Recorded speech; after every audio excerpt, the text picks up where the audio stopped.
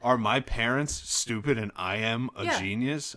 Are all the kids at school plebs and I am the goat?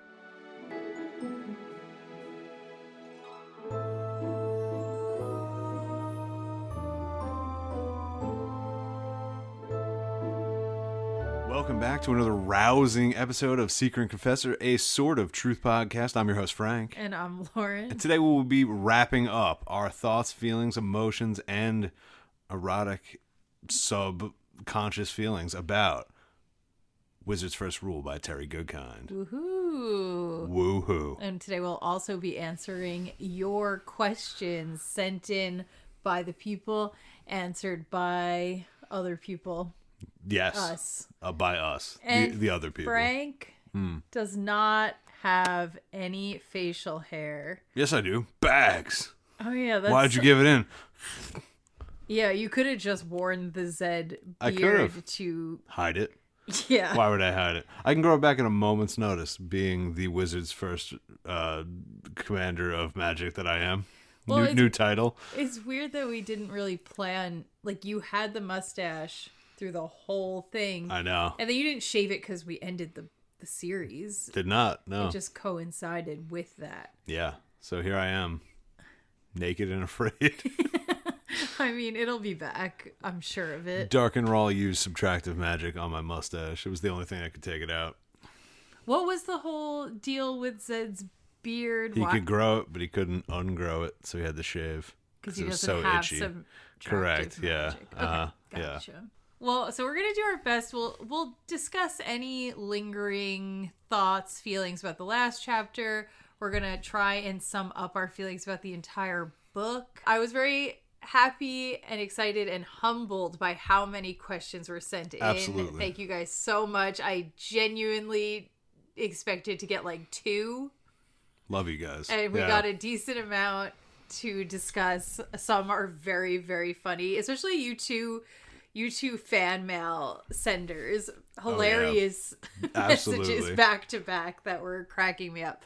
And Cynthia has made one I am going to do my absolute best. Simply fantastic request. This is a cliffhanger. I'm not going to tell the rest of you what it is, but Frank has a project that he will be doing at the end of the episode that you will definitely want to tune in make and sure you stick make sure around. that dial is turned up to maximum. That's all we gotta say. There's gonna be a lot of sounds. A lot of sounds. It's gonna be exciting. Coming from a plank or some sort of board of sorts, you know. I see. You're using synonyms. Oh yeah.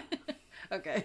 It's also really late at night. So late. We've had a very long and arduous week. But we're hustling. Yeah, it is also bring it to you live. This is the latest we've ever filmed. We're bringing it to you now. We're gonna try our best. I don't know what the energy is gonna feel like. Yeah, here. if the energy's low, that's why. If the energy's wacky, that's why. That might be why too. If the energy's high and awesome, that's not why. That's just because we're being high and great awesome at podcasting. Mm-hmm. Especially that. Everything you like is because we're great. Everything that's bad is because it's late. That's how that Hate works. to say it. Yeah. I have like 2 things to say about the last chapter. Throw them on the pile. Okay. I got nothing to say. I'm sure I will when you start yapping though. Okay, number 1. Yeah. I've really been reflecting on Kayn being horny at the end. Okay. Because I posted the clip of us talking about it.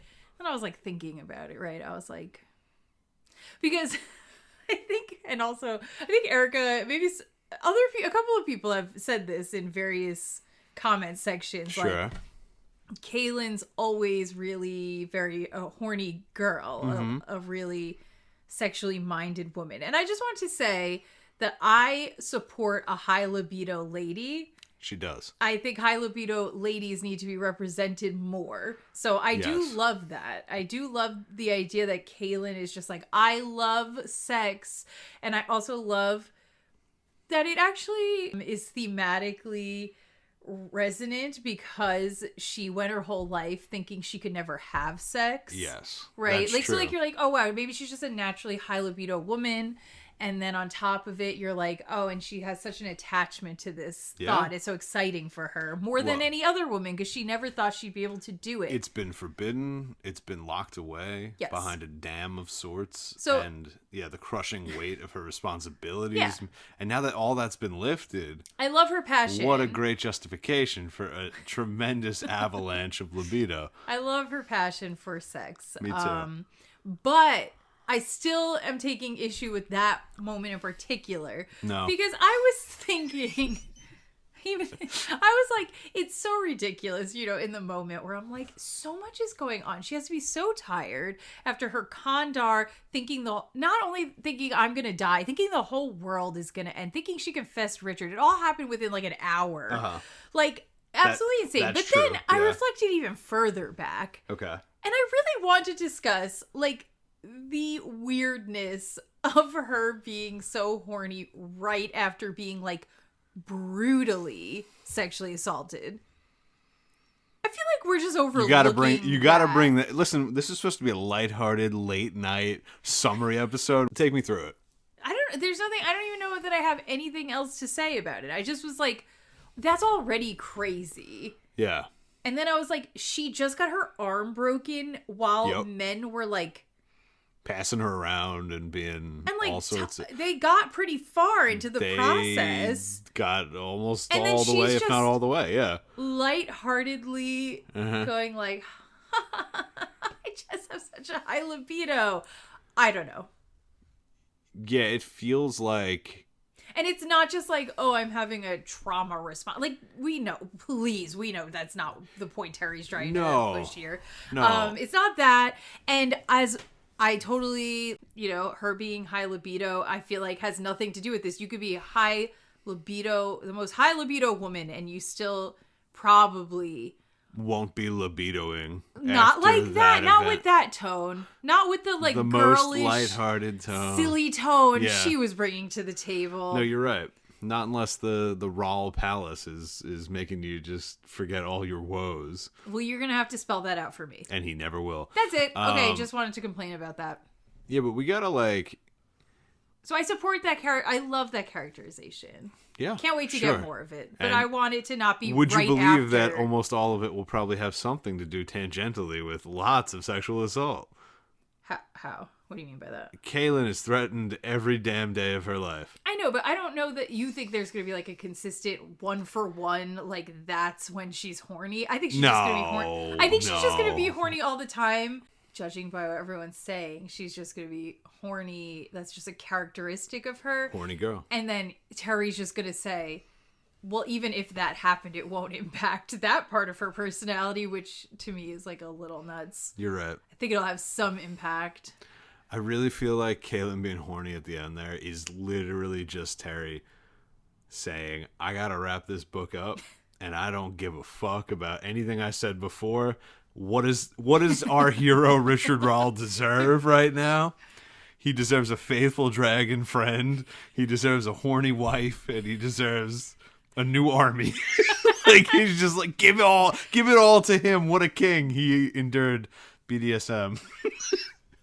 Sure, I think that's exactly what it is. It's like throw him every bone for what he went through. Forget what everyone else went through.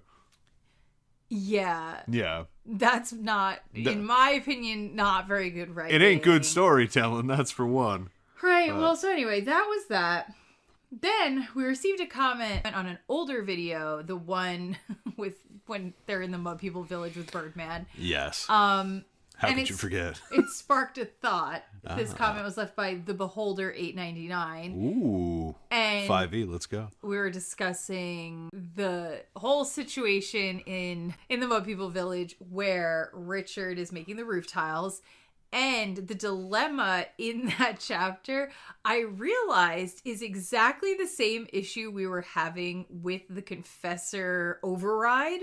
So in terms of... Remember, we were having such a big issue because they were like, in order to become a mud person, you have to do something altruistic, not for any personal gain for the mud people, right? And then he decided to do the tiles as his act of altruism. And we were like But is it really an act of altruism? Because he knows he's going to be made into a mud person. So he never really made this decision selflessly. No. Right? Like, he wouldn't have been in this village if he didn't want something from them. Exactly. And it's exactly what he wanted. He wasn't like, I'm just taking a joyride through the Midlands to help people. No. Right. So you're like, how can I separate Richard's need for the spirit house gathering and his desire to make roof tiles? I can't, because it's like, I understand they still could have said no at the end, but he's only doing it with saying, well, there's a chance they'll say yes, and that's why he's doing it. He's not really being altruistic. Purely not altruistic. Truly, no. And I think the confessor dilemma is exactly the same, in which we're saying Richard once again is coming into this situation going like, this is gonna, like, they're framing it as like, oh, well, he's just giving himself over to her. And we're like, no, he's not. No, he's not. He's doing it because he knows he's getting something in the end. Yes. And right. I think that's interesting that, like, Terry keeps putting Richard forward in these scenarios as, like, being like, and look, he's doing something selfless. And we keep being like, no, he's not. Every single time he knows he's getting something that's not selfless. And that's just a curious it's like pattern. He's telling on himself with his protag.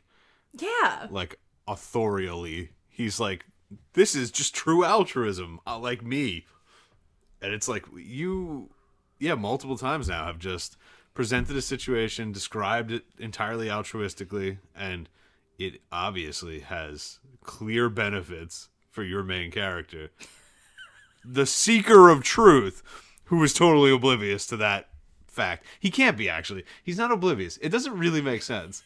None of it makes sense. Well, and now I'm thinking about the last chapter with the grain of doubt introduced with Zed. If he knew he could. He knew he could. He built an entire plan on if he could. Yeah, I know. If his plan failed there, everyone died. And he knew that wouldn't happen. He figured it out. So he figured out what Zed could tell him. So I don't understand why it changes anything. I understand. They could have rejected him in the Mud People village. Yeah. He wasn't going to be happy if that happened, right? So like in the end, he wasn't going to say, well, you know what? I really don't mind that I made those tiles for them and didn't get what I came here for. He's going to be pissed off. He's sitting there like, I wasted so much time helping these motherfuckers and they won't help me. And they did reject him. And the only reason he got in is because he killed a bunch of ghosts that he brought with him. So let's save that for our recap. I know. Anyway, I thought that was kind of like an interesting parallel. So thanks for the well-timed comment, Beholder. I hope you're still watching. Oh, yeah. Then this is just a really random thing that has nothing to do with the last chapter. This is just a weird anecdote about Terry that I read. Bring it here. Give it to me. I don't know. Did you come across this? It was on Reddit and they posted it on Facebook. Somebody maybe posted that like they live like near where Terry used to live at some point. Sure. And they like were familiar with the books and just started reading them. And then they were at their hairdresser, I think, and they like mentioned to the hairdresser that they were reading the books for the first time. Okay. And the hairdresser was like, hold on, I gotta show you something. Oh, no. So I've been saving the story to tell you here. Okay, so then the hairdresser brought out a picture of some woman and was like, you're gonna hate what I'm about to say. What could this be? She brings out a picture of a woman and was like, this is like Terry's really close friend. Her name is Rachel Kaylent.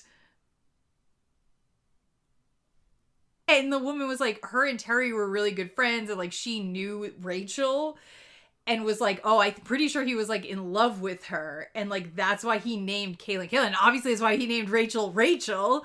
No. Yes, I'm dead ass serious. I'm very serious now. Wait, I don't like that at all. I don't know what to tell you, but why? My initial reaction was just first like, oh, that sucks for Jerry. Well, all right, yeah. But fine, but this could have been like he could have been inspired far before that relationship, right? So like we can't hold that against him. Yeah. So I don't know why. And then, but some part of me still was like, what? But then I was like, why do I care? I guess that makes sense. That's okay. I don't like Kaylin's name Rachel. and Rachel's name coming from the same source. Well, can't we look at it like... Terry couldn't possibly know more than 3 people? Like, what? Read a book. Like, what are you doing? You stole both this woman's names? I wonder what She had 2 names. You're going to tell me her last name is Zedekias or something. I don't know, like, why? No, well, Kaylin was her last name. Rachel Kaylin. What's her middle name? I don't know. Jagang. Jagang. Anyway, well, couldn't it be like, Oh. you know, he loved her in some way, and Sure. like he was seeing like the woman in her and Kaylin, Yeah. and then like the sweetness of her pure child. Absolutely, sure. past He probably in should have married Rachel if this is true. Well, maybe Rachel That feels strange. Maybe Rachel didn't want to marry him. That's fine. Then don't write a fucking 17-book series where your main pro That tag. is intense, because I'm like, unless you guys are like for sure like on the same page. Yeah. That's a weird thing to come across. Like you said, it's for some reason the 2 names. Can we is a reach lot. out? Can we find Rachel Kellent? Can we interview No, her? we're not about to like start digging into personal lives like this. I just thought it was an interesting bit of information. It's fascinating. I hate suppose knowing it, and here I am. No, I was gonna say like maybe it's gossip, maybe it's not true. I mean, obviously the part of him being in love with her sounded like gossip. But I think I've definitely seen that name pop up before. Yeah. I think that is true. That Yeah, I've been holding on to this story. He had another friend named Zed Tracker Cloud, and it's kind of crazy, actually. It's a Tracker Cloud race car. Yeah. Stop. Oh yeah, and then Dark and Dahara, his brother. Dahara Dark. Anyway, I thought that was intriguing. Yeah, that's fucking something. Okay. This is a chaos zone. This is information I'm not happy to have. Well, now Wow, everyone I can't has believe it. you held on to that. Holy shit. I know, I was excited to bring it up. Oh, Terry. All right. So, okay. Let's go. Let's do, before we start recounting what we the whole thing, let's just give our if you're just like, okay, feelings, review, the whole thing, quick, what would you say?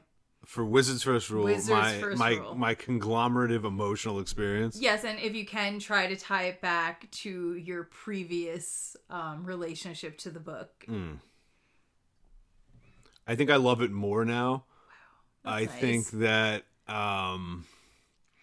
just feelings alone, I think that it absolutely does not hold up under scrutiny, like from an adult perspective. I think it's wacky that it was on the bestsellers list, other than like perverse intrigue. But I fucking love it.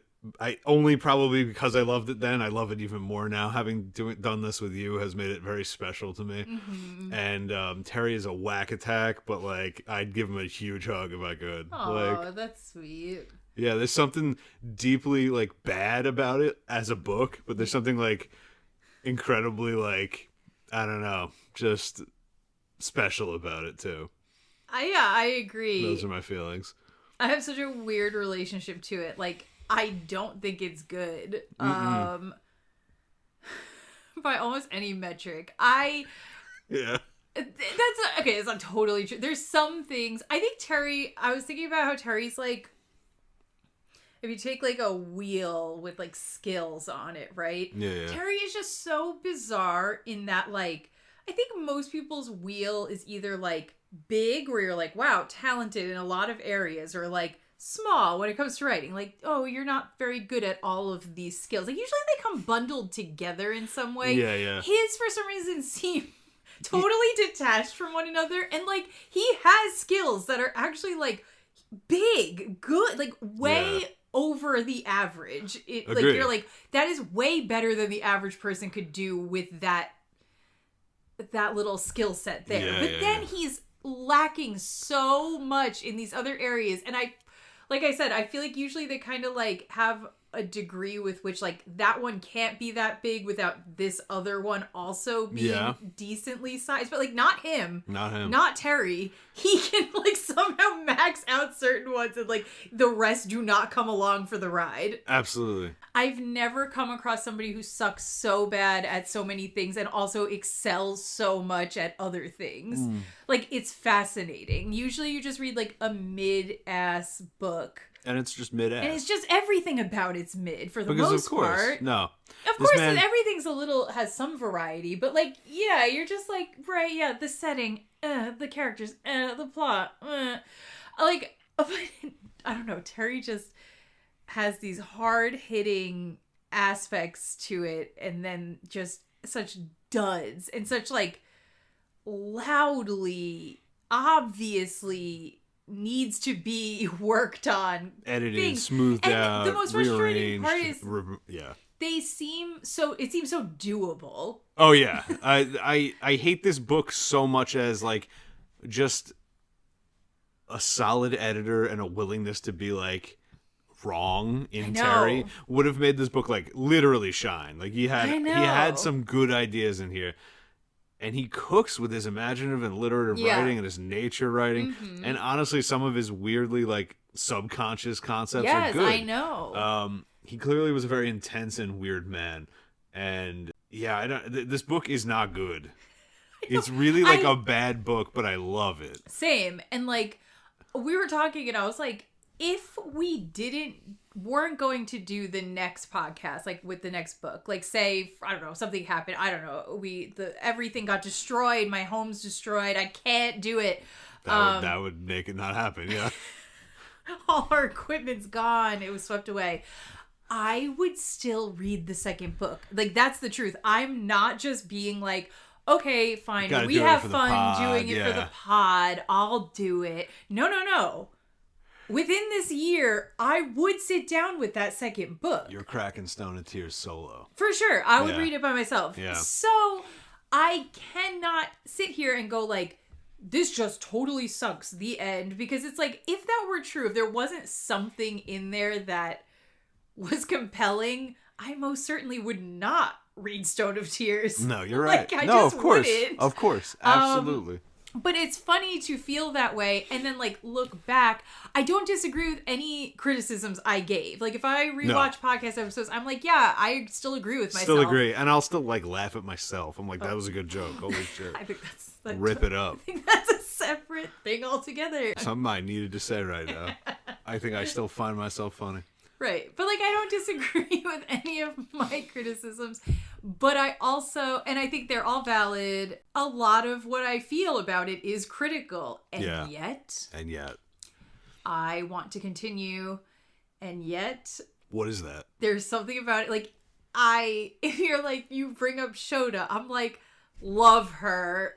I didn't even like that scene. It wasn't done well, but I love her. Yeah. Yeah. Denna, love her. I don't know. So, like, I struggle because I can see both sides of this so easily. Like, if somebody's like, I fucking hate that book. I cannot stand that book. That book sucks. I'm like, yes, that's so true. Like, I'm not arguing with you at all. And if they were like, I fucking hate it, not reading the rest, I get it. That is true. But also when people are like hype about it and they're like, I can't help it. I fucking love this shit. I'm like, best book I ever read. I'm tattooing the wizard's rules on my face. Now we're going a little far. Don't know. I'm a little best book I ever read. I do say, how could that read another book? Simply, how could that be true? But point at a shelf. Yeah. But just being like, that I will question. But if you just are like, I do kind of love this series, I'm like, I get it. Absolutely. I do feel a little sad. There's some weird part of me that, like, is sad I reread it. Because I had such a feeling about it from when I was young that is now, like, gone. It, like, has dissipated. I can like, ever so slightly still feel it. but it has nothing in common with what I just read. And there's something sad about being like, oh man. Yeah. That's that. I feel you. Does that make sense? Yeah, it does. It had a really, like, mystical, intense feeling for me, like, as a teen and even as an adult. When I would, like, see the cover, I would, like, have this feeling. And, like, I don't have it anymore. Now I have it. Now I have a new feeling. Which I like the new feeling, too. It's just, like, so not the old one. Which was very, like, romantic. It contains the old one, though. It does. The old one is, like, the germinated seed, and this is, like... Yeah. The problem is a lot of things, like a lot of thoughts and feelings probably grew out of that seed before now. And then once you restarted the book, you were like, oh, a lot of that was actually crazy. Like, I shouldn't have felt any of those feelings or emotions that came from what I perceived to be the story. You know? Yeah. Hold on, I'm trying to find a comment that made me think this. So Toasted Toad 301 left a comment, not on the last episode, but the one before it. He said, I guess today I enjoy this series for nostalgia, not so much for the philosophical aspect as I did when I was younger, and I didn't know the likes of Jung, Nietzsche, and Dostoevsky. It made me think, I don't know, I was like thinking about it. There is something about this book that is like fucking catnip to that age brain. Yeah.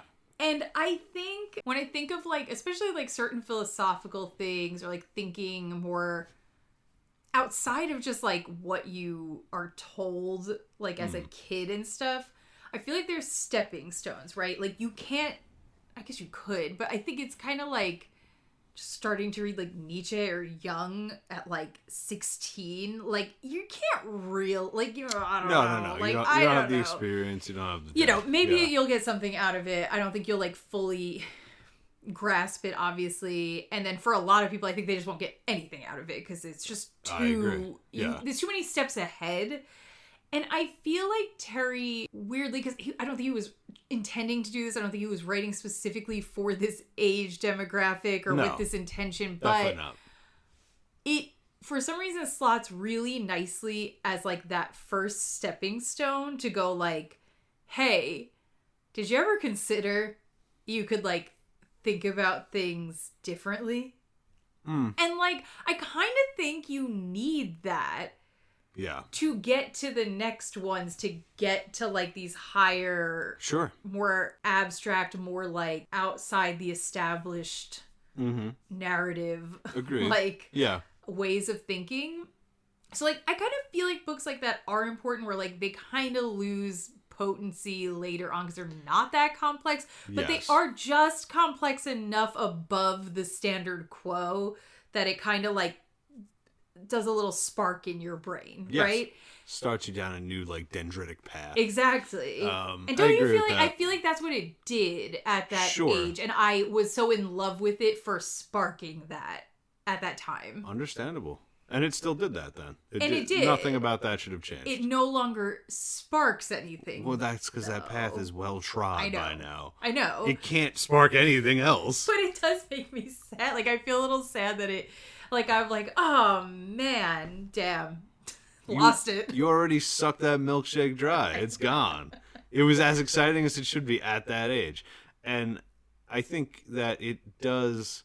That is one thing that this does, and books like this do, and typically male authors, although Ayn Rand is, you know, a specific female case here, where when you infuse politique or philosophy into your narrative, when you use fiction in such an almost overt way to contain a thought processy like this, that, like you said, is catnip to the young, expanding brain. Yeah, exactly. Where you're like, oh, things aren't just straight narratives all the time. Sometimes they mean more. Sometimes they have, like a sexual thing, a theme. Sometimes they have a philosophical overarch, and like that. What does that mean about me? Like it starts to like do that thing. Yeah, it's very appealing and addicting, and at a certain age, and for some even way later, you start to get a little bit of a superiority feeling. Oh yeah, totally. It starts to like provoke that little ego from the back where you're like, Am I the smartest being around? Okay, Zed. Are my parents stupid and I am a genius? Are all the kids at school plebs and I am the GOAT? That is what things do. That is definitely what this book does with the sword of truth and Richard and Kaylyn's pure love. It just fucking it gets you so hard on your own supply.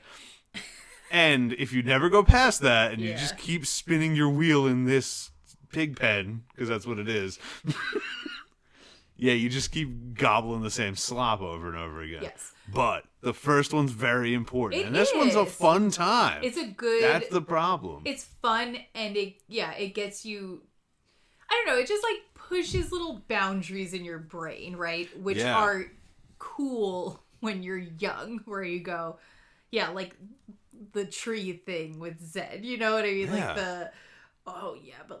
Actually they're murdering each other and whatever. As an your adult, brain goes you're that requires so much more nuance. But when you're 16, you're I've never considered that I could think a negative side to something as innocent as trees, you know?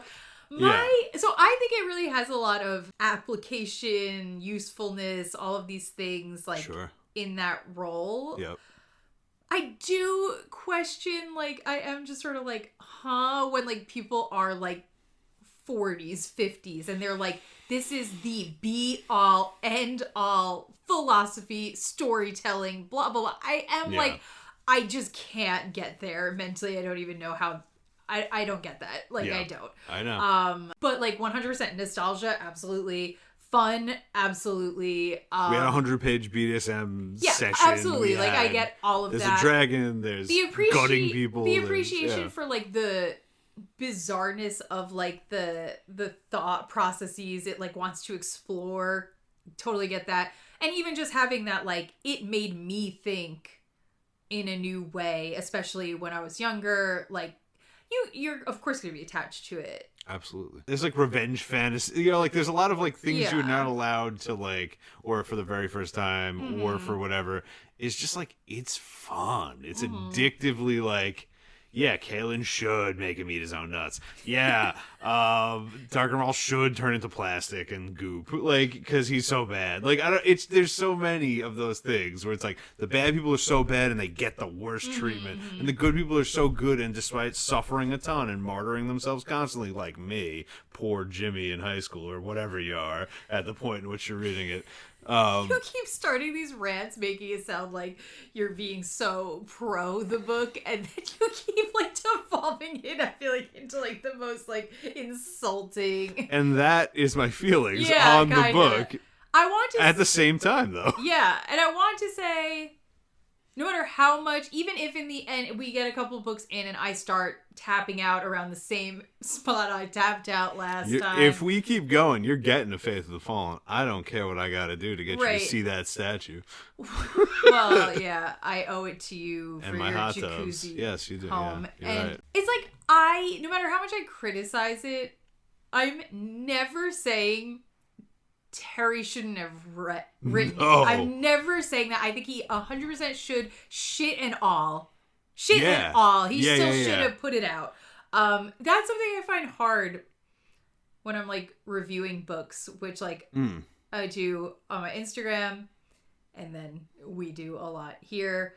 Yeah. It's I don't know. I feel people are often, I guess because some people do say this and have this opinion where they're I hate that book. You shouldn't have read it. Get rid of it. Don't read it. Blah, blah, blah. I'm almost never, I barely ever would I say that.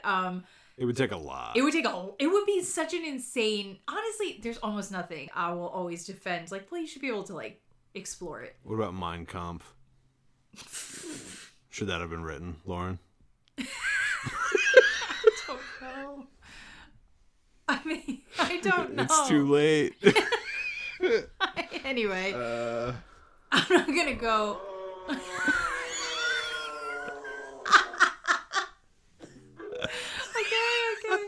Yeah, I don't know about my comp, but it's not fiction, so I get to I'm talking about fiction. Let's say that, right? It's not fiction, so forget that. Yeah, I do mean it. I mean fiction. Anyway. Yeah, no matter what, like, I'm like, I will criticize the hell out of it just in terms of being like, hey, I noticed this and it bothered me while I was reading it. It just is what it is. But you definitely still should have written it. You definitely still should have published it. People doesn't reading mean it isn't bad sometimes. Doesn't mean it couldn't have been better if you edited it a little bit. Correct. Yeah, but whatever. Still. I mean, it is what it is, and I still think it's like cool. It's such a unique and weird book that I'm really happy somebody did something that odd. Yeah. And like, I guess I think of them like books as like, I don't know, like something just came out of him. For sure. Whether that thing resonated with me or like was like technically good is another thing. And then there's a separate way of looking at it that's just like, that came out of that man. Yeah. Like that. Yeah, like there's just different frameworks, right? Like I'm like, it is technically not a great story. I would change a bunch of things. I don't like a bunch of things. Mm-hmm. But like, I don't know. I'm still fascinated by the fact that like, that was what was in his heart and mind. Yeah. You know? All right. Should we go to the Q&A? Let's do it. Let's bang it out. We're going to start with Cynthia's questions. She sent a couple. Let's go. Okay. Also, Cynthia, once again, thank you so much for your beautiful art that we still love. We show everybody. Everyone that comes over, but like our favorite. It's like saved on our phone, and we're always like, oh, people actually like drew fan art of us, and then we hold it up. Should we do this? And one more. Thank you so much. Yeah, no, thank you very, very much. So, Cynthia's questions. All right, let's do it. First question. Yep. Would you recommend this book to anyone? To anyone? There are people I would recommend this book to. Absolutely. Who are they? Freaks, dastardly dudes, bad to the bone boys, some daring dames. Okay. How many names am I coming up with? I don't know. Like, I don't know if I'd go out of my way, like, with a teenager to recommend it, because that also would be maybe weird. No. But if a teenager was like, I think I'm going to read this, I wouldn't stop them. I'm not dissuading anyone. That's not the same as recommending, though. Recommending... I don't know who I'd recommend this to. Yeah, it's almost hard. I would give the A-OK to people asking me, should Exactly, me too. But I would preface it a lot. Me too. I'm never just being like, this is the book for you. If I can't even think of who that would be. That would be a Terry 2.0, I feel like. If I met, like, clearly, like, mini good kind, they'd be like, I got a book for you.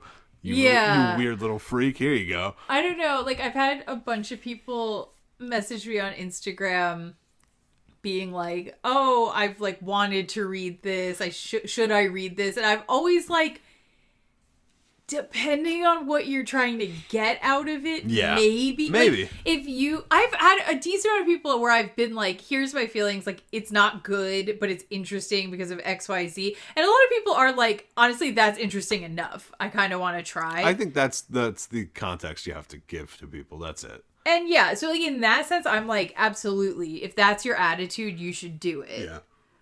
But I can't imagine anybody being like, I need a good book. Like, this is not something I'm going to recommend. Absolutely not. Yeah, no.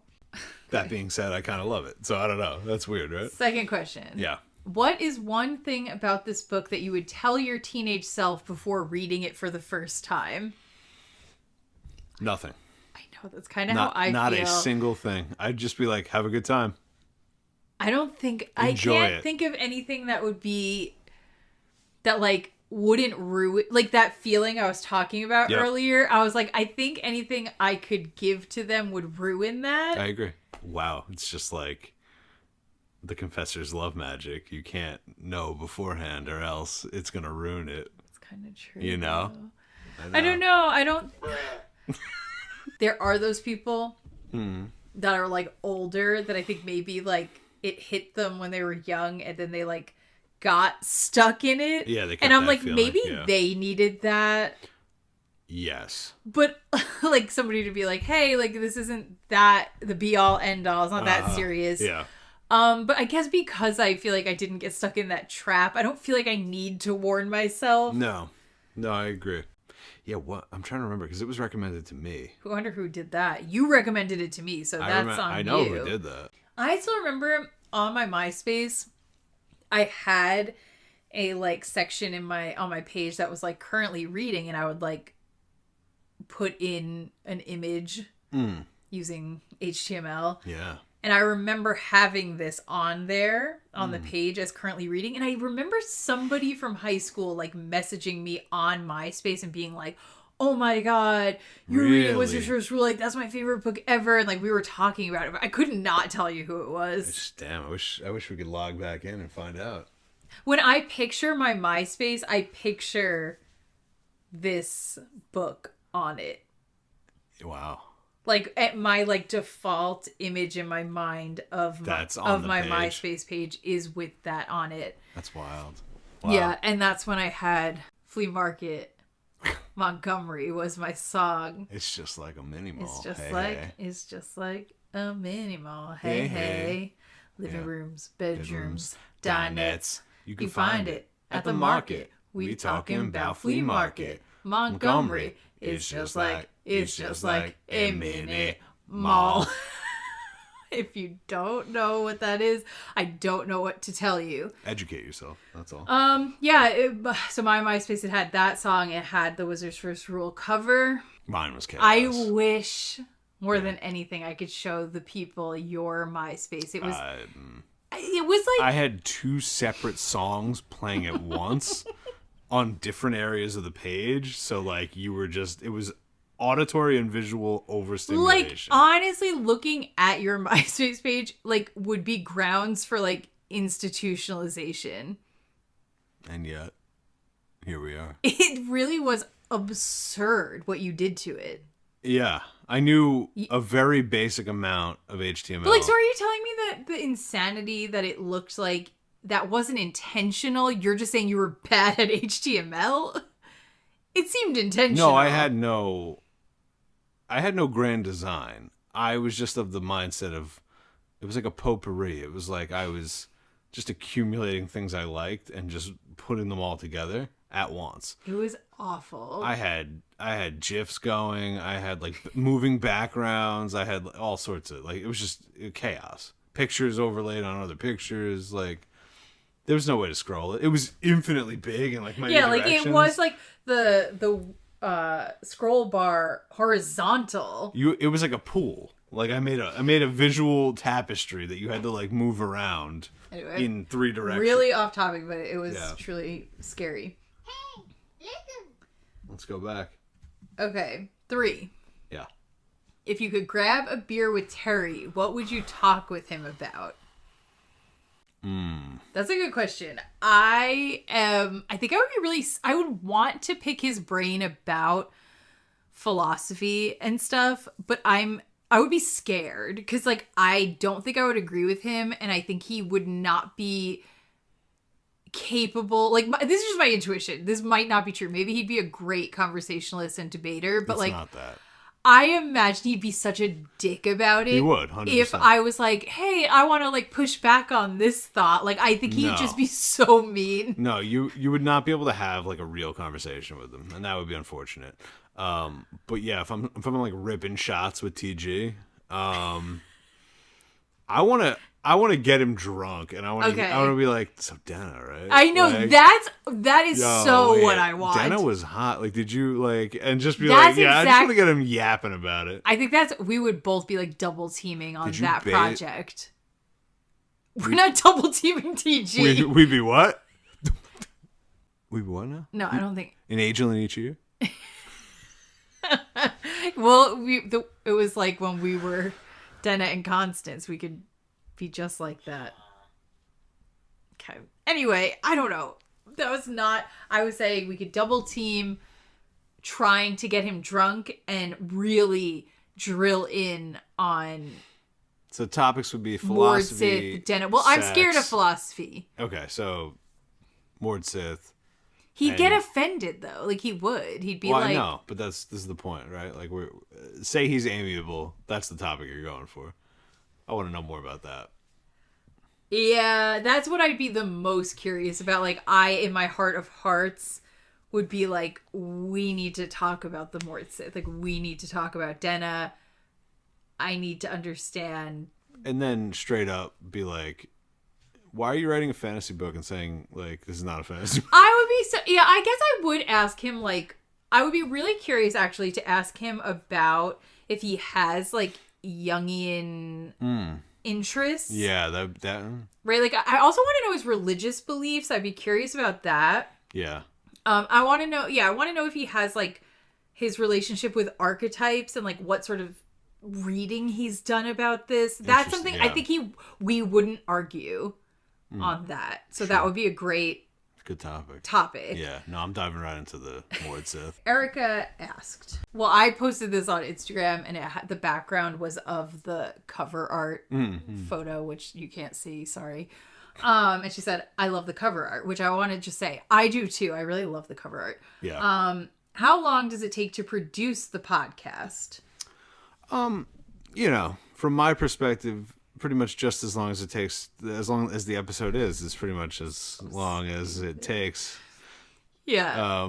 I am pretty hands off in the department of editing, so why don't you take this one? Yeah, well, okay. I would say that what basically happens is like after we film an episode, say it was like chapter 32, usually that night we read the next chapter, right? So we'll read chapter 33 the next night.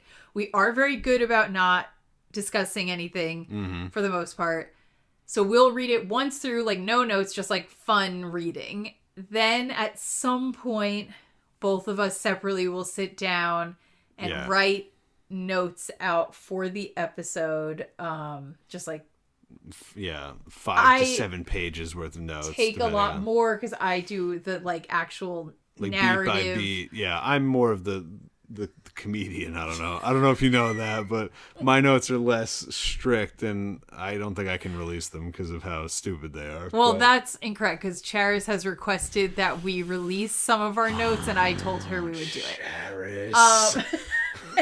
Anyway, so yeah, usually at some point during the week we will sit and reread the chapter, write notes.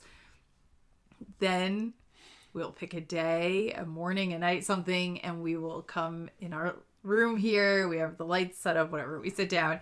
Usually filming... It's like 30 to 40 minutes longer than the final cut of the episode. Usually I end up cutting out around 30 to 40 minutes of either just like silence, us saying like, setup time. Us getting confused. Going to get a drink. Yeah, exactly. So our dog coming in and just... making noise for no reason. Yeah. So if an episode's like an hour and a half, it probably took 2 hours to film. Yeah. Then the editing. Then I upload everything. I upload the audio files, and I have to because we have 2 separate programs. We don't have a good setup. No, not at all. We don't have a smart setup, I'll say. We need to definitely upgrade the setup. So I have to take the audio files and like match them up like by hand so sometimes if it sounds a little echoey, my bad, I try. Yeah. And then because the laptops are different, the timing, there's something called a timing crystal in each laptop, and they record and compress data at different rates. Yeah, so one of ours is always a lot slower than the other one, so then we have to like by hand stretch and match up the waveforms. And we're talking milliseconds because apparently the human ear is extremely sensitive to echo. So yeah, it sucks. That's like actually the worst part of the entire process. I've planned it. It's a few $100s. We can upgrade at some point. Right. Well, it's horrible. So anyway, I do that. Then I upload the video. Then I combine the audio track and the video, and then I just go through and edit, and I like save stuff to make clips out of. Yeah. You know, you make the thumbnail, all of that. And that process, honestly, if the episode's 2 hours, that probably takes me like 3 to 4 hours throughout the week. Usually I don't do it all in one sitting. I'll just like do a little bit throughout the week, like a half an hour to an hour here and there. And that's pretty much it. So probably about, depending on the length of the episode, about 7 to 8 hours total. It's probably like 8 hours every 2 weeks. Right. That's why like So Lauren's putting in a day of work. I'm just showing up for a fucking lunch break. Let's be honest. Yeah, I do like it though. That's the thing. I love. Yeah. Like, I don't know why. I don't know what it is about it. I am so happy. Certain days where I will like have like 2 hours to just like sit down and just do like editing and stuff. Like, I really do like it. I think it's fun. And if it was my job, you would not be watching this because I am not dedicated enough to get things done on a timely fashion. So yeah, I think I'm a little more organized. a little. And I just like it more than you. So That's true. Yeah. Like, I think I have more fun doing the editing program. It's true. Than you do. Yeah. So yeah, it does take a while. That is why we don't do it every week. Because like I would fail. Yes. If I was trying to upload every week. We hit the 2-week mark on every episode for the entire book because of her, but also because, we didn't try and do it every week. Yeah, that would not have happened. Wouldn't have worked. Okay, then Erica says, what are your must-read books if you're a real fantasy fan? Okay, we're gatekeeping fantasy now. Okay. I don't think I am a prolific enough reader to give a good enough answer. Should I go first or should you go first? This one, okay, because like I think somebody else asks later, like, what are books you would recommend? Okay. Which feels like a different question than must-read books if you're a real fantasy fan. That's very specific, and I kind of think I only have one book, and it's Lord of the Rings. It's Lord of the Rings, yeah. That's the only book that I would say, like, I'm sorry, to be a real fantasy fan, you have to read it. Tolkien is the fountain from which all of this flows. Yeah, so, like, that's my reasoning behind it. Yeah. I would say, like, I'm, like, shook if you haven't read Harry Potter. It's kind of like, if you like fantasy, you should probably read that. Yeah, it's basic, but it's great in its way. Like it did what it did perfectly. Other than that, like Golden Compass. Yeah, that for me, that was in the other question where it's like books you'd really recommend. Yeah, that's really high for me. The Golden Compass, it's by perfect. Philip Pullman. Like that whole series, I think is like so good. Yeah. I would say, like, in a sense, I'm kind of like, you should really read that if you're, like, a big fantasy person. 100%, yeah. But I don't know, it's hard, because at this point, there's just so... Fantasy, there's just so much, like, so such many an ways to absurd go amount. with it. So many ways. That I'm kind of like, you can read a lot of fantasy and, like, skip big chunks and still have read tons of fantasy. I've read like a lot of R.A. Salvatore, which is like trash level D&D. Just, you want to read about characters that could be in your D&D game going around killing goblins, and I've read like literally 20 something books of this, and it's like, it was so fun for my brain. I don't really do it anymore, but like, you know, that's one way you can go with it. Then you got Brandon, who's doing... It's totally different. Fantasy, sci-fi, space god theology mega books that are like this big. Then you got all the Wheel of Time. Then you got, I don't know, like you could... There's so many ways you can go. Then you got Game of Thrones for the Grimdark. I know. Then you got, it's like... I mean... There's just a lot of options. And they're all pretty good. There's a lot of good... Depending on what there you are like. a lot of good options. Yeah, I just think, like, you gotta have some respect for Tolkien, and... Yeah. I just feel like, to be a real G, you gotta read those. Like, you have to. You do. Everything else... I'm kind of open to the idea of like, it just like kind of depends what type of fantasy you like. Yeah. Right? I agree. So. And if you're intimidated by those books, don't be. The Lord of the Rings isn't that hard to read, shockingly. Or it's at like, least... Do the Hobbit. At least read The Hobbit. Do the Hobbit. That's what I'll say, right? That's really not... That's for kids. You could do it. You could definitely read that. And then you at least, like, you get like the Middle Earth flavor. Yeah, so I would say at least one Tolkien you need to read. Yes. Yep. I would ideally say read them all. Read them all, but Charis did, as I mentioned, say, I'd be very interested in a sneak peek as to what the note documents look like for you two, especially how they might differ. And then I realized when she asked that, I was like, I've never looked at your notes. And you really shouldn't see them. I don't know what they look like. I'll give me a chapter. 1 through 49. Pick one. Okay, 29. 29. Okay. I'm gonna upload them. Yeah. somewhere so you guys can look. Not all of them. Like, I'll pick a couple, but... All right, should I just, like, go to the middle? Or... I don't know. Just read what... Yeah. All right, yeah, we'll start in the beginning. They wake up and R is Richard, is looking for Rachel to no avail. R is upset at how agile and smart she is, making it very difficult to find her. She also put her lock of hair, I think I spelt lock wrong, by hissed heart to remember her by. Rachel was afraid of her because of her hair. R mansplains to Kay why Rachel needed a haircut? ? I forgot R about somehow all this. deduces that the bread is at the center of everything. It only kind of makes sense. R calls Spider's sister Spider now internally. What? Zed wants food. They say it's not done. He makes it done via zaps. Okay, I think we've had enough. You get the point. Yeah, Thank I'm God. not exactly... Well, it'll be funny to compare chapters together. Also from Chairs. Please opine on the severe lack of world building surrounding Westland. It serves as such a motivator for Richard, yet we know next to nothing about it. Do you think there exists a large city with a castle? How does the government work? Do you think there's any sort of evolutionary through line between Tahara, Midlands, and Westlands? And then there's another question, but we'll do that. All right. No, it's actually nuts how little exactly though. Richard does his motivation with everything with Michael, everything with Richard is so special, everyone loves him. All of these like background elements that he needed to develop but just didn't. are like it just we keep like It's shocking what he did. It is It's crazy. crazy to be like show don't tell, but he like took it to another level. He was just like, I'm telling you how it is, And and I ain't telling you nothing else. Yeah, as far as what do we know about Westland? It has woods. It has woods. It goes to the west. There is at least one. There's a chancellor system of sorts. Oh yes. There's a lake. Yes. There's a couple of cabins. Michael's house had marble, so there's a quarry. Is that it? Like that's literally We don't get anything it. else. Yeah, we don't. And then that's it. There's a town. And there's no magic. And there's no magic.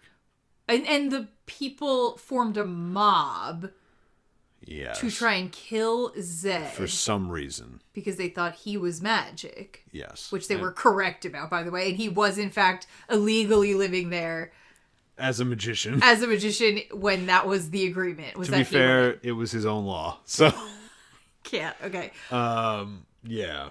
Do we think that there's a large city with a castle? Like, No. I get the sense no. No, I don't think there's any large cities. There's definitely no castle because Richard was like flabbergasted by castle. You know what I mean? Yeah, but like we could also say that there is and Richard's just simply never been there. He made it sound like he's never even like conceived of it, like dragons. Like he wasn't like, what's castle? You know, No, he like, didn't do that. But like, and how does the government work? I don't know, because apparently that man at the inn is getting some sort of kickback for hosting. Yeah, I don't. Richard, and then there is a first counselor. Yep. So there's other counselors, and then some of them were just executed. So it seems like Do they have a president? That's Michael Or right a- now. So it did seem like it was. But was he a first counselor of Westland or just Heartland? Heartland. Right. So like that's not. He's just like a governor or a mayor. In my mind, Heartland is the only like actually occupied like city state in all of Westlands, I and don't the think rest of that's it's just true. cabins and shit. That's my opinion. I don't know if You we think ever get. this is as good as it gets? Yeah, I think it's just a bunch of yokels hanging out by the border, and that's it. No, but see, the fact that they're near the boundary almost makes me think they're sort of out. They're the out of the way yokels, and maybe there's a more central. I don't think we ever go west of Heartland again, so I don't know. And I think that the government was pretty democratic until Michael, which then made it authoritarian. Why are you saying that? Why do you think they were democratic? Well, because he was elected. He was chosen. So there's some sort of republic. You know what I mean? So what, like you're telling me this mayor just changed the whole political system? Yeah. With, like, thuggery. Well, we never see any of that, so I don't know. He just says they're going to get rounded up. And Richard's like, oh, no. All right. Do you think there's any sort of evolutionary through line between Tahara, Midlands, Westlands? Tahara. Evolutionarily, you mean what? Like genetics? I think so, yeah. Well, the boundary is brand new, so there has to be. Has to be, Like, I know right? that, but that's the thing. But then there's the whole Tahara. They're all gene blonde and yeah. Of the blondness and the psychic link. Yeah. That's something. So like they seem racially different. I'm wondering if it's the Azareth Plains and the desert that made that so, more so than an actual boundary. So I think the people of Westlands and the people of the Midlands are like the same people, just divided by this Magic new boundary. or no magic. Yeah. And I think the Harans are actually like genetically different. That's such a weird idea to be like, this world is like these 3 places, which is really only 2 places. Yeah. Which one is just like desert people and one is just like regular people. Regular people who live in the woods. And I also hate to draw this parallel right now, but this is very Legend of Zelda coded. Which is just the Hyruleans totally. and yeah, that's so true. I know, the Gerudo. Oh my god, that's true. But Darkenrall is Ganondorf.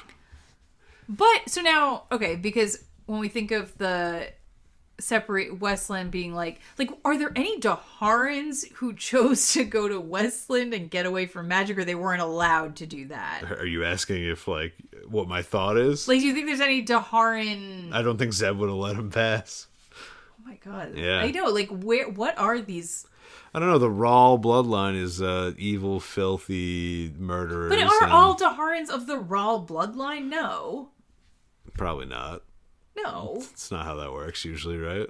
Like the Carl Jr. over there was... He called him Father Rahl for a reason. No. You know what I mean? Like, but I'm just saying, was that ever a thing? Like, are there Daharan... If you had to make character sheets or stat blocks for Richard, Kayn, Zed, and Darkenrall, how would you make them? All right, Kaylin's a sorceress. Yes. Richard's. She's probably like an arcane soul or so. One of the Kaylyn's a sorceress. Arcana ones. Zed is a wizard. Zed's a wizard. What kind of wizard? You know, I don't know these things. Evocation. Yeah. Okay.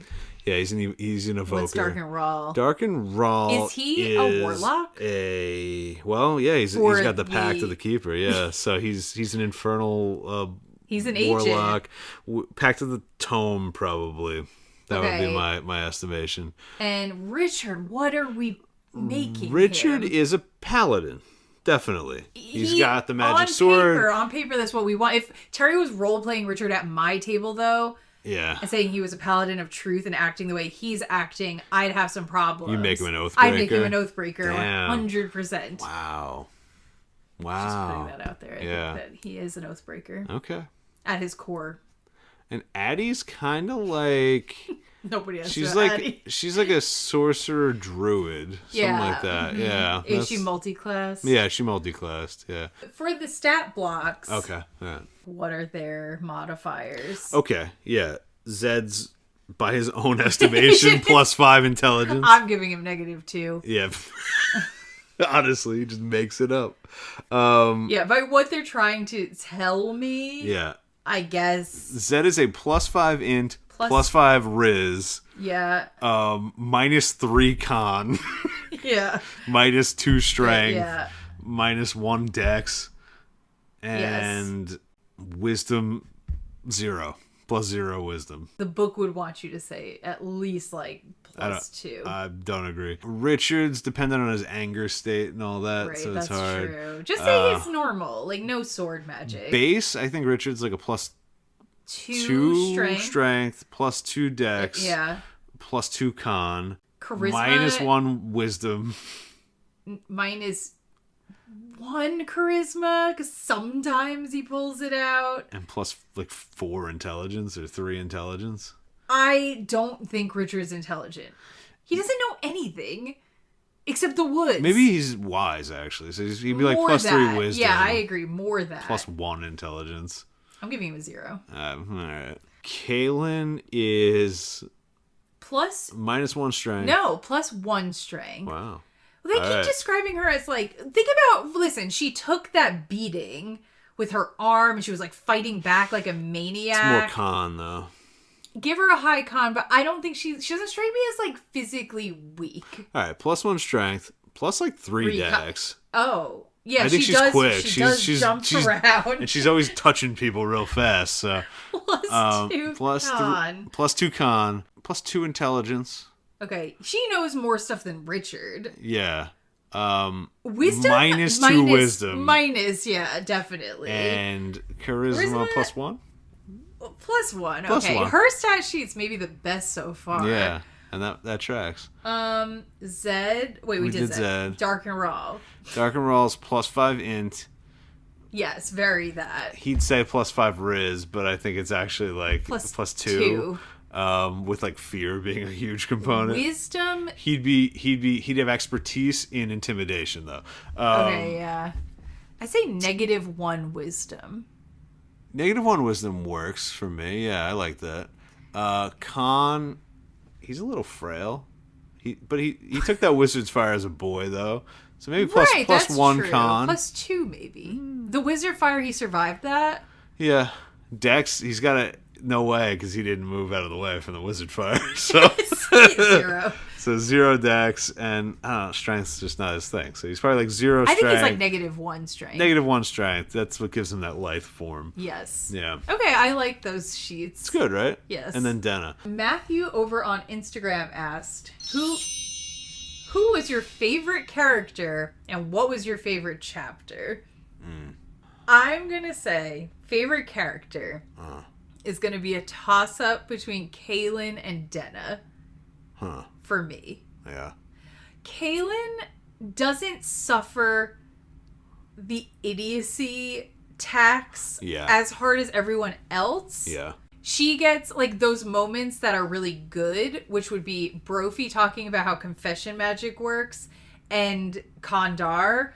Those are like some of the highlights of Terry's writing, and their Kayn is at the center of them. I just think being a confessor is cool. He definitely struggles with like consistent characterization all across the board. Yeah. But even when Kayn is being shitty, it has the approach that I like, which is to say like it's at least somewhat interesting to be like explore within the context of her character. Where like Zed, I hate when he's being shitty and you're like, I don't think you want me to think he's shitty. I think often when Kayn is being shitty, Terry knows she's being shitty, and that's the point. Giving us that. And we get to like do that with her, and I like that. So she's consistently. So it's probably Kayn. Denna has a depth. Yeah. That is surprising. Agreed. I was really moved by her final scene. Yeah.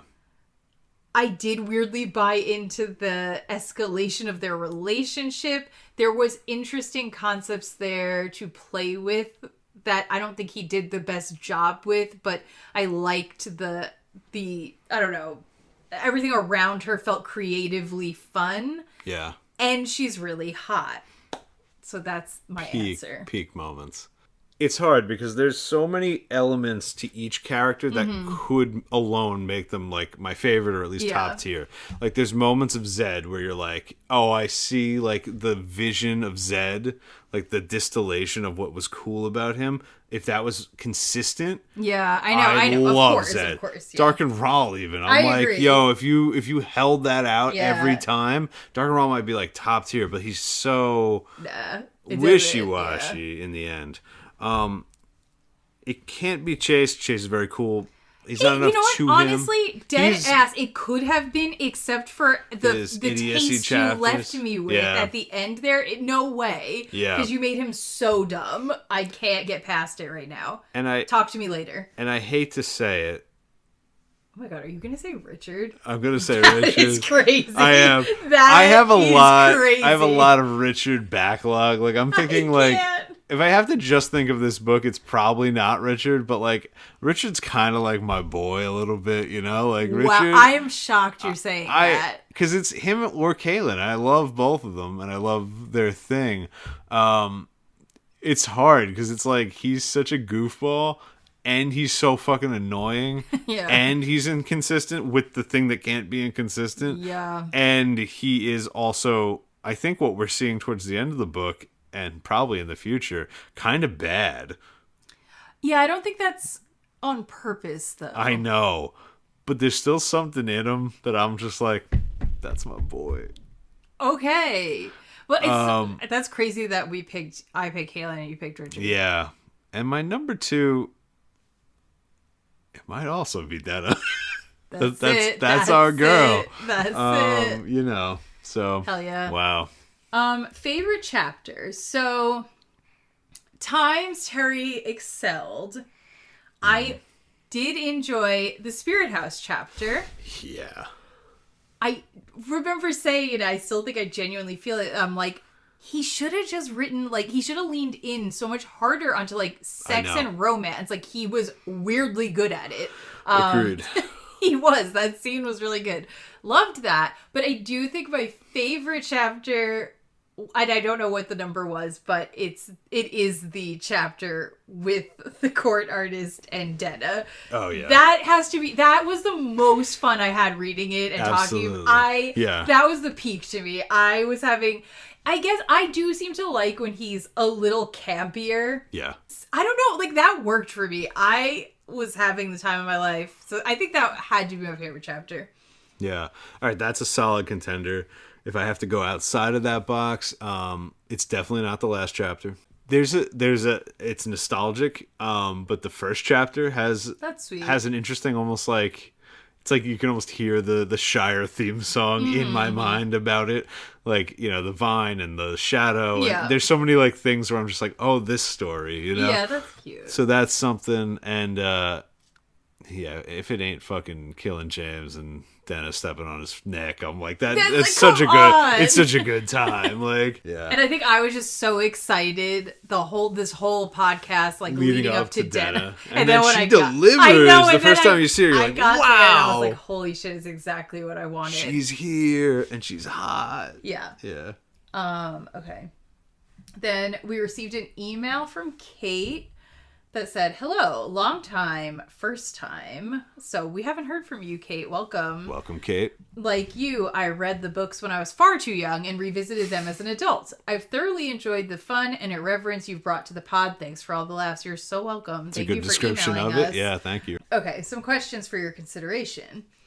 Do you plan to continue the show indefinitely? I hope so. Well, we're definitely doing book 2. Definitely. I suppose the plan is indefinitely. Like, we don't have any, like, cut off here where we're, like, going to stop necessarily. I don't know. Where I think we're just going to... We're going to just see where these things go. Yeah, I don't know. We're going to... we might branch into other things. I suppose we should say. We're most likely doing an ACOTAR podcast on the side as A Court of Thorns and Roses. It's like a fantasy, romantasy kind of... It's very popular. It's hot right now. It's very hot. And I don't know. We have no idea how that's going to go or what the tone is going to be. We were curious to try something that's like a little bit more contemporary and like something that anyone at all is talking about, unlike this. So y'all are pretty much all that's out there. So yeah, we're going to the goal is to do both. Yes. Yeah. Ultimately, we'll just have a couple of pods running. We're trying to like front load, film a bunch of those ACOTAR ones and kind of like have them all queued up and ready. So then that way we could come back here and start Stone of Tears. Yeah. Doing this.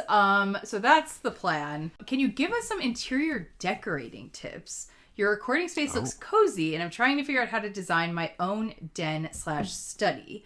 That's really nice. Thank you so much. Extremely nice. I do love this room. There are pictures of it on my Instagram if you want to like see the rest of the room when it's not set up for podcasting at TCS Books. But anyway, this bookshelf, we actually got it on Facebook Marketplace. So I would definitely recommend to like hunt around. Yeah, like just look on there. And this was, I think, an estate sale. You find really weird, cool stuff. Otherwise, though, I don't know. Because, like, I am winging it. Like, all the time. Yeah. To the max. Depends on the size of your space. I mean, you're not maybe making a podcast. So, like, if you just want to, like, do a study, yeah, pick a cool bookshelf. Lighting is extremely important. that's true. Like, focus on not overhead lights if you can afford it. Do Yeah. lamps. Like, in here, in this room in particular, I was very adamant about, like, no modern anything other than when we're podcasting, obviously. Sure. But, like, I will not put any decorations. I will not put any, like, screens. No. Light. Like, it's just only for, you know, relaxation, old-timey vibes. So, like, anytime something looks just, like, a little too modern, I'm like, absolutely not, has to go somewhere else. So I think for, like, a study and like, just, like, commit to it. Be like, Yeah. I've even had people give me, like, gifts for this room in particular that they, like, were very sweet. And it was just something that I was like, it's just too modern. Like, I can't put it in there. And I put it somewhere else in my house. But I guess that's our tip then.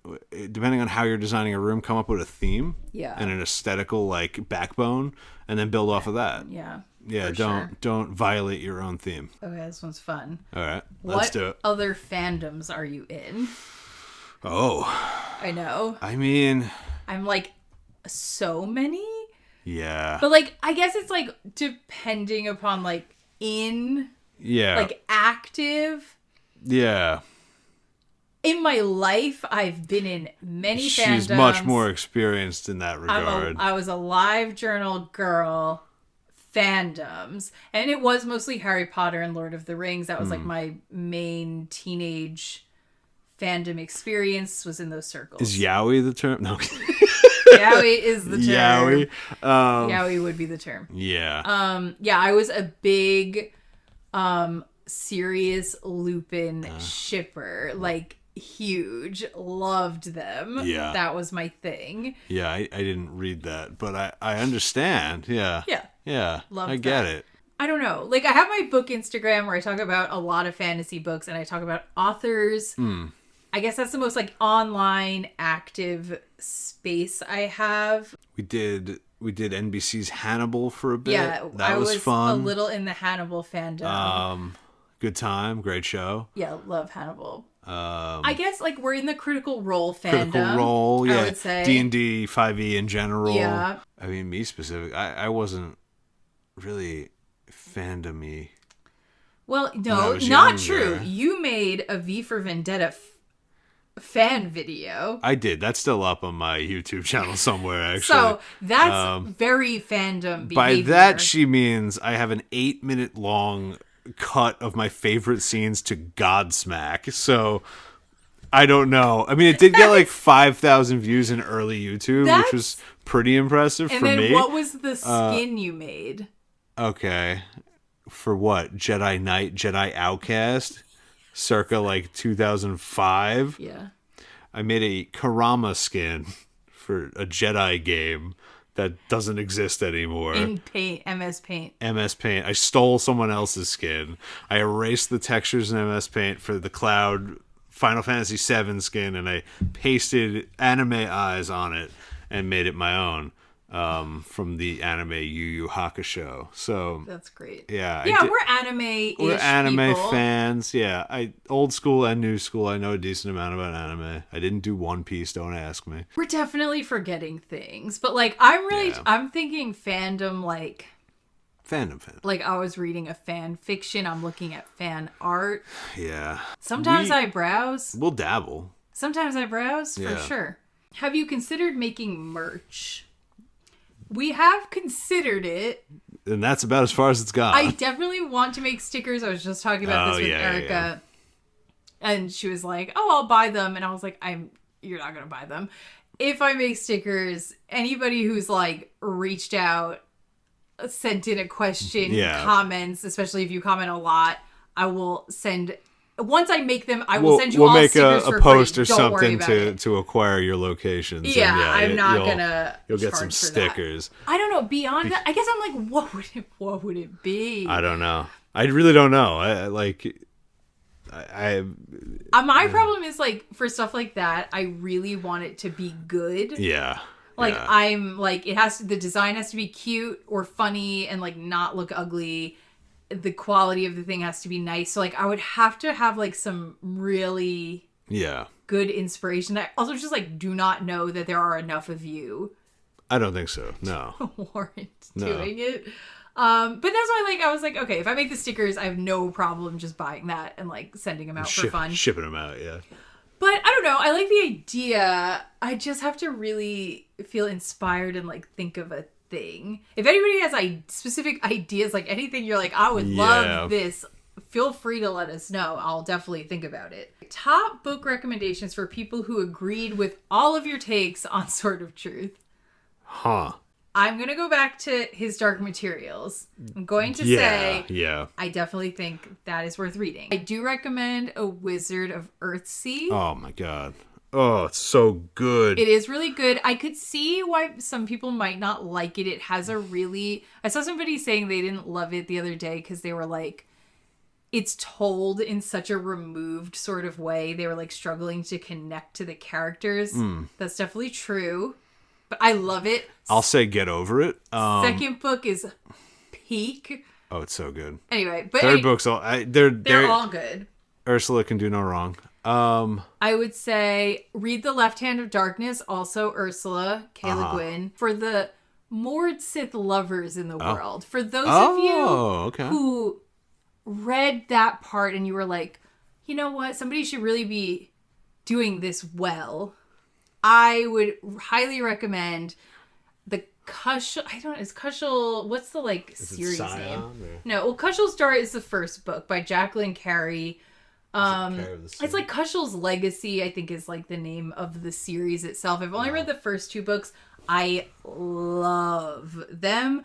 Very BDSM heavy fantasy.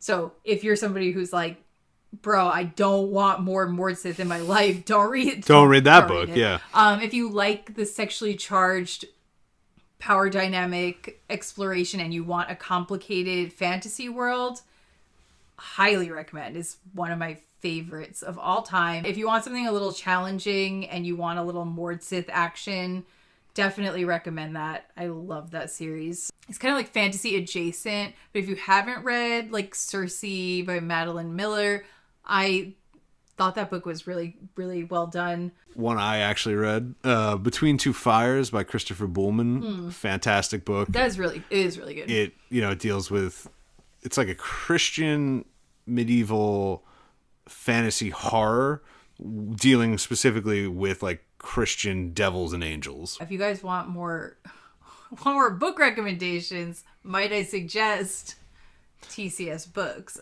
She got a whole account. You can go read my recommendations there. But thank you for sending in all of those questions, Kate. You could also just follow my personal Instagram if you want. I don't do anything special on there. Go ahead, shout it out. I don't even remember what it is. It's at frankly_Tankley. Oh, it's at frankly_Tankley. And that's it. Here is our first fan mail. It says, "Hi, this is John from Texas. I sent a message a little while ago, and I forgot to put my name on it, but you still read it on an episode, which was cool, so thanks. You're welcome." You're welcome, John. "I just got caught up as you got to the last chapter. After listening you go through the whole book, I've realized something I haven't before. Terry Goodkind is not a great writer."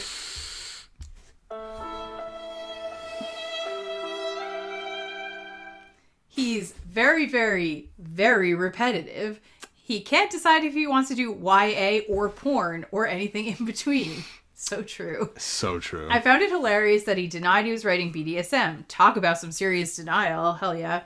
He may have some of the worst dialogue ever."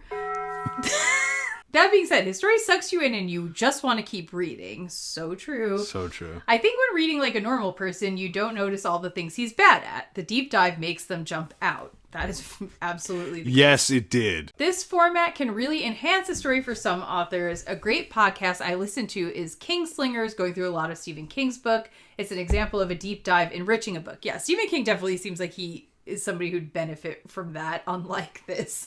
Yeah. Anyways, even though TG sucks at some things, I still can't wait for you guys to get to the next book. Us too. Yeah, for sure. If you think the first rule is ridiculous, just wait till you read the second rule. I don't know what it is, and I'm scared.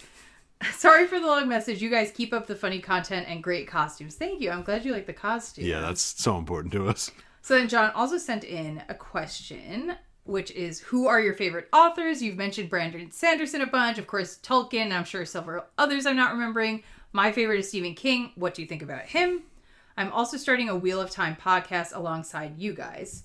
I don't know if that means you're starting a Wheel of Time podcast. If you are, send it in. Or if you're just like listening to one. But either way, fun. Yes. Stephen King. I like Stephen King, but I do think he's very like hit or miss. I don't know if you could see it in... He's up there. There's a section of him up there. I have read some Stephen King books that I really like. Pet Sematary is one of my all-time favorite books ever. And that's Stephen King, so... I read my first King not that long ago. I did not love it, but I could fairy also tale. tell... Yeah, it was fairy tale. I could tell that there are other books he would write that could be phenomenal. And I did, in fact, tell you, do not start with that book. And I didn't listen. Didn't listen so to me. Now here I am. Yeah. So I like Stephen King, although I guess I like his older stuff better. But I haven't read that much new stuff to like know for sure. She likes his like less known stuff. Yeah, You know, no, like it's not like that's his older stuff. That's his well-known yeah, stuff. I know. Yeah, I liked Needful Things. I like Salem's Lot. I liked... You haven't done it yet, right? No, because it's like 900 pages. Favorite authors? Since you're not just asking about fantasy, I will go beyond that. Let her rip. Yeah, the Bronte sisters are my number ones. Anne, Charlotte, Emily. Those are my girls. Like I said, Ursula K. Le Guin, Toni Morrison. Ray Bradbury. Yeah, I love Ray Bradbury. I really like Donna Tartt. Yep. I really like Tolstoy. Yeah, I do like Vonnegut a lot. It's like, duh. I don't know. I do have a lot of favorites. I like Thomas Hardy. I like some Poe. I'll read a Poe every once in a while. Yeah, I guess my other one that I was leaving out, Edith Wharton. Love her. Edith is so... I cry every time. I cry every time. So those are trust me, I'm leaving people out. And then I will say, and Berserk. Oh, Miura. Best. That is potentially a, like, you should read this if you like our opinions and you like fantasy, but it is genuinely very, like, dark. Every trigger warning possible, but it's still 5-star. You should read it. It's so good. Yeah. So if you're somebody that like has a you can like handle it, the dark stuff. Yeah, I highly recommend Berserk. This one, I don't know your name. You've written in before, and you live in Louisiana, and we like said something about like we want to go to New Orleans, but here you are again with a very funny message. And I don't even know who to thank. It says, "Raw mail alert. The contents of this message can only be verified by the supporter's official mini Angel letter opener." Fuck. Sorry to my fellow raw heads, but the great master has gone to rest in the underworld. Holy shit. I'm sure it was climactic, and I know he left a beautiful corpse, but we need to talk about this new hotness, Cypher. I know, very Wizards Web 2.0, but he is stacked like a damn Idendrill statue come to life. The castle is positively thrumming with the story about his huge white sword. I will confirm this for you or die trying. Until next time, stay thirsty, my freaks. That's the best message anybody's ever sent in. Holy fucking shit. Who are you? First off, write a book. Who are you? XO, Gossip, Louisiana. I don't even know. Gossip Orleans. You please write more. Right, yeah, just keep doing that. If you could do that more often. And, like, please tell us who you are, but if you don't want to, make it, like, a cool thing, like you're, like, our opera ghost or something. Like, you're our commenter phantom, you know? I loved that message. Truly remarkable. Here's a kiss. Wow. That was a lot of kisses. Yeah, 4 kisses for you. Okay. It says, your last episode was so funny. Thanks, guys, for the amazing journey slogging through that book. The conversations that will be coming in future books. Funny little emoji. I can't wait. My question for the wrap-up. Assuming the pod rightly takes off and you have infinite money. Wow. So we're so close to that, too. Yeah. How do you design your dream home to empower you magically? Well, I've already described my dream home. I don't know if you forgot. Yeah. What structure or elements need to be included? Do you tap into the ley lines of an Amazon warehouse? Yeah, I think yours would just be what that image. That's definitely a room. If I have infinite money, I'm doing it. I know, but this is specifically infinite money, and it's to magically reinforce your power. What better way to reinforce my power than to be true to my roots? Yeah. And to recreate my own image. Just for those who might have forgotten, it is 2 jacuzzis flanking a life-size replica of the Faith of the Fallen statues. And wasn't there... What was in the middle of the room? Was it like a tree or a fountain? Like, I feel like there was something... Yeah, there's a fountain. There's a lot of benches. Right. Yeah. So for sure that. What elements to empower me magically? What would need to be... Like, I don't know. We talking like big, like things of amethyst. Like what? I'm thinking something along crystal rooms. Like, I do think maybe like some beautiful crystals. Yeah. I think little cave cast ASMR. I would need statues as well. Oh shit! All right. Not the Faith of the Fallen statues. No. I guess that's on my side of the house. So. I'm thinking though, like beautiful naked women. Wow. No way. That's something you would want on your side of the house? I think crazy. Crystals, like maybe like it would be like a magical I don't know what you like spell work, something beautiful and geometric. Yeah. Inlaid with different types of stones and crystals. Just surrounded by like marble women. Yeah. Okay. Who are like amplifying the podium of sorts, or like by their mere presence. Exactly. That's what I mean. By their beauty and their orientation. I think that would be something I would like. Sick. Because I'm thinking like flowers. Like I'm thinking like beautiful, gorgeous flowers. And then I'm thinking like, oh, I guess I'm just making the Garden of Life. Look at that. Because funny, I'm thinking now multiple coats of arms. I want samurai outfit, set for me. I want a wall of katanas and broadswords. Okay. All sorts of strength boosting weaponry and armor. I think I would need like fine art. Shit. All over the walls. Okay. Like museum grade pieces All right. everywhere. All right. Like, that are resonant with a theme. Okay. So like whatever my intention is, if it was like strength, like all the images would be substituted out by your butlers and things of that nature, right? Yeah, or and then I'd be like, oh, I need intelligence. It would be like, images of scribes and working hard and okay. You know what I'm saying? Yeah, definitely. I think that's what I would do. Sphinxes and things of that nature. Yeah. Oh, I would need a sphinx. Sphinx, just a full-on sphinx. Like probably a well, he didn't say I can make fake things. We're just rich. Of course. But like I would need somebody to sculpt me. I didn't mean a real sphinx. I meant a statue of a sphinx. Okay, somebody would sculpt me like a really sick. Yeah, but I'd have naked ladies too. I'd have hot girls too all over. I too would have boobs everywhere. Okay. Because right now I just got a big statue of Richard. So that kind of tracks though. And 2 jacuzzis. That kind of tracks with our attitude.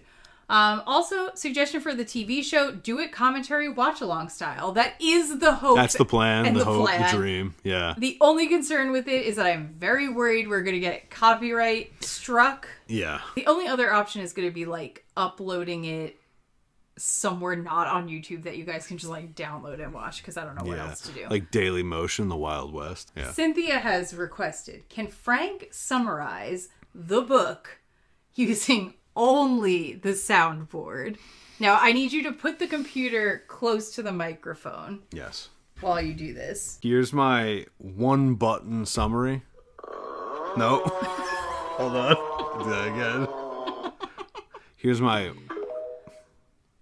one button summary.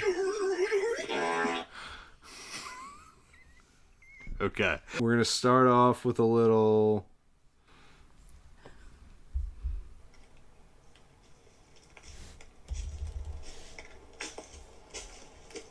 Okay. All right. And then from there, we're going to go... Why are you following me? Okay. It's a waterfall. Then there's, then we got the fight, right? So, oh shit.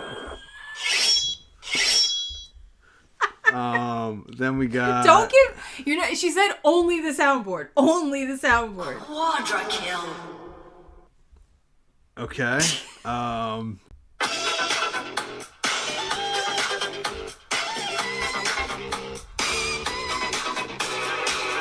It's political bullshit.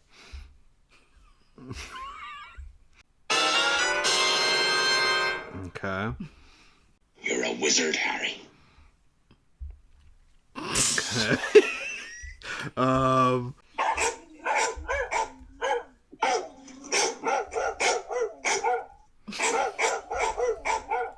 Skill issue. Snack.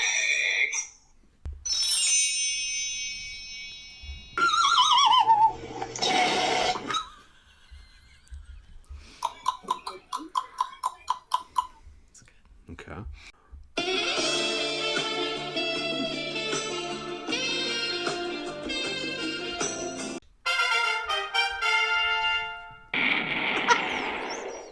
Yes, Mommy. Excuse me? Excuse me? Excuse me? Mommy? Goo gaga. I want milk.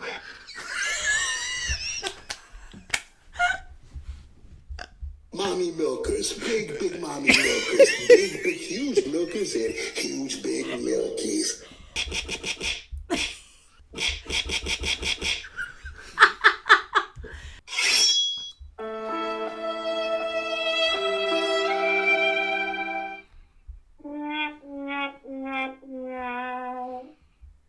Smoke weed every day. Dracarys.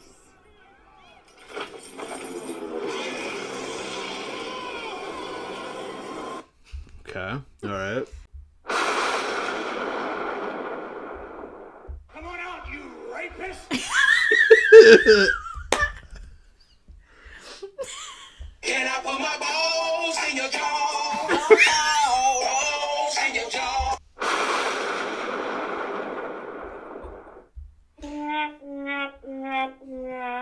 Then we'll do. You want answers? I want the truth. You can't handle the truth. You are fake news. Emotional damage.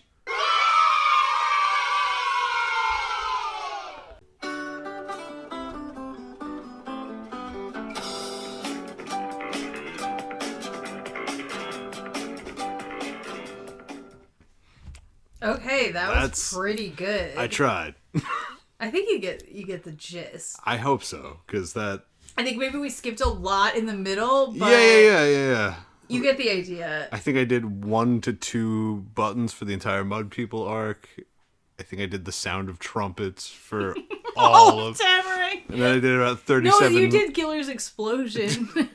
He got 2 sounds to make it sound better. I would love to actually like sit down though and try to make it like really good chapter by chapter. Please don't, because I would do it, and it would take me like Let hours. us know. Do you want Frank to like make a project where we could have a video that's just like actually as close to beat by beat as possible? That's like almost like modern art. Yeah, it is. It is. I would do it. I wanted to save that last request. Yeah. Because I thought it was such a good ask. But you guys thank you so much. You've all been so nice, so positive, so engaged. All the questions were so amazing, and I'm just shocked that anybody likes listening to this or talking. It means a lot, and we obviously like making it, and I don't know if we do it if nobody listened, but we really do love it. And the fact that it resonates with you guys and you guys want to hear more from us and you want, this whole thing to keep going. It means a lot. That's really awesome. Because when we first started doing it, well, number one, I was really scared. I was very scared that we would have a lot of haters because we're critical. And I honestly just shook. I was okay with even way more than we have. I was worried it would be an avalanche of that. It's been only nice people. We just have that one guy. Yeah, once in a while someone will pop up, but it's like nothing. But like we agreed because we really wanted to do it, and I did not think anybody would watch or listen because it is so. I mean, it's hard to break into any podcasting space at all, and then it's incredibly niche on top of that. So we like made a pact that we were like, even if we get 0 views, we are just going to finish the project so we like have it. So we committed to like, even if we got no comments, no engagement, we were just like, we are going to get through the book, and then it's up, and then if people find it later, that'll be good enough, and it'll be an awesome fun thing for us to have done. So it's very crazy that it like I didn't even have to do that. I didn't have to like power through nobody engaging or watching. No, it made it so much easier and so much more fun. Much more fun. This sort of thing is what we just do on our own. We don't film it, obviously, but like we love reading and breaking things down and talking about it. So this is just the formal version of that. Yeah. So we were happy to create it, and we're extremely happy that anyone wants to listen to it. So. Yeah. And then on top of it, that you like people are consistently watching and listening, and then you guys are also like taking the time to write in, and like all of you are always saying thank you, which is like so nice, because I'm like no, thank you. Like why are you saying that to me? Like don't say that to me. Thank you. Yeah, this has been so much fun. This is once again, we still have more episodes we're gonna do. It like we got the show. Apparently, I'm writing a song. I think next time we'll do our fan casting moment. Yes, that's gonna be fun. That'll be the next episode. I'm excited to do all our little offshoots. I want to read Stone of Tears now. You gotta wait. Right now. No, we gotta watch the show first. We gotta see Pretty Denna and Kara and Kaylin and whoever else hanging out and being like badass bitch girls together hanging out. Sam Raimi directed this shit. We've talked about this. It's wild though. I keep like thinking about it, and I'm like, this is gonna be weird. It's definitely gonna be weird. I'm in. Natty J, you coming along for I know. the ride? Natty J needs to get on this horse when we start doing that. She's already on this. She's the #1 lady on this horse. I'm aware. Yeah. Trust me, I know. I'm just saying. Okay. Well, I guess that's it. It's really, really late now. So late. But much love. Yes, we love you guys a lot. Thanks for tuning in, as you always do. And we will see you guys soon. Next time. Bye. Bye.